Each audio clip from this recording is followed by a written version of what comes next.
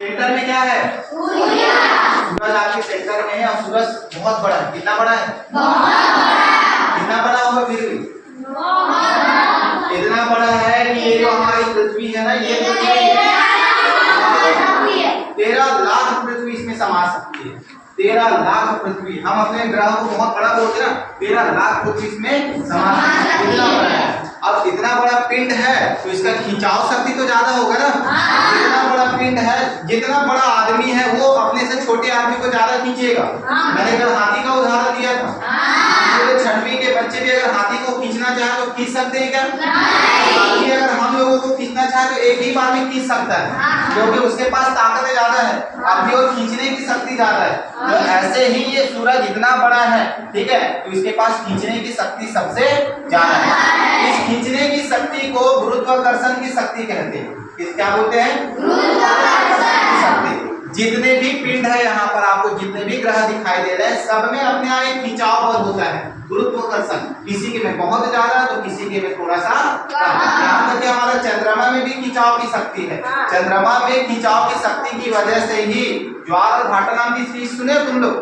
समुद्र में लहर आती है, उसको तो देखे होंगे। तो समुद्र की लहर जो है वो चंद्रमा की वजह से ही आती है। पूर्णिमा में समुद्र में उठने वाली लहर सबसे ज्यादा होती है, क्योंकि चंद्रमा पूर्ण होता है, उसका खींचने की शक्ति सबसे ज्यादा होती है। ठीक है, तो देखिए आपको सबसे पहले यहाँ पर सूरज दिखाई दे रहा है। सूरज के बाद सबसे नजदीक का ग्रह कौन सा है?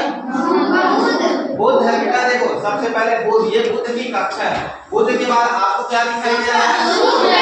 शुक्र और पृथ्वी। देखिए दोनों एक समान दिखाई दे रहे हैं, इसलिए शुक्र को जुड़वा ग्रह कहा जाता है। किसका?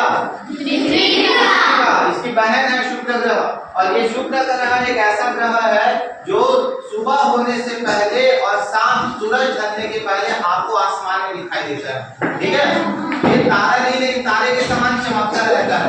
अब चूंकि शुक्र ग्रह जो है चमकीला ज्यादा दिखता है, इसलिए हमें सबसे ज्यादा चमकदार दिखाई देता है। शुक्र को ही भोर का तारा कहते हैं, मतलब सुबह का तारा और शाम का तारा। भोर का तारा और शाम का तारा किसको कहते हैं? शुक्र।